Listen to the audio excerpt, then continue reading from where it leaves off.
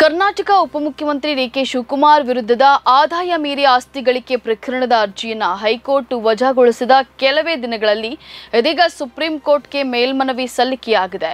BJP ಶಾಸಕ Basanagouda Patil Yatnal supreme court ಮೆಟ್ಟಿಲೇರಿದ್ದು ಕಾನೂನು ಹೋರಾಟ ಮುಂದುವರಿಸುವ ಸಂದೇಶವನ್ನು ರವಾನಿಸಿದ್ದಾರೆ. ಅಕ್ರಮ ಆಸ್ತಿ ಗಳಿಕೆ ಪ್ರಕರಣ ಸಂಬಂಧ ಡಿಕೆ ಶಿವಕುಮಾರ್ ವಿರುದ್ಧದ ಸಿಬಿಐ ಪ್ರಕರಣ ಹಿಂಪಡೆಯುವ ಸರ್ಕಾರದ ನಿರ್ಧಾರವನ್ನು ಪ್ರಶ್ನಿಸಿ ಯತ್ನಾಳ್ ಹೈಕೋರ್ಟ್ಗೆ ಅರ್ಜಿಯನ್ನು ಸಲ್ಲಿಸಿದ್ದಾರೆ. ಈ ಅರ್ಜಿಯನ್ನ ಆಗಸ್ಟ್ 29ರಂದು ಹೈಕೋರ್ಟ್ ತಿರಸ್ಕರಿಸಿತ್ತು.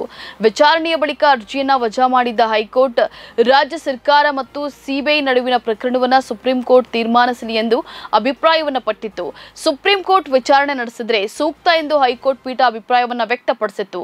ಈ ಹಿನ್ನೆಲೆಯಲ್ಲಿ ಇದೀಗ ಯತ್ನಾಳ್ ಸುಪ್ರೀಂ ಕೋರ್ಟ್ಗೆ ಅರ್ಜಿಯನ್ನ ಸಲ್ಲಿಸಿದ್ದಾರೆ.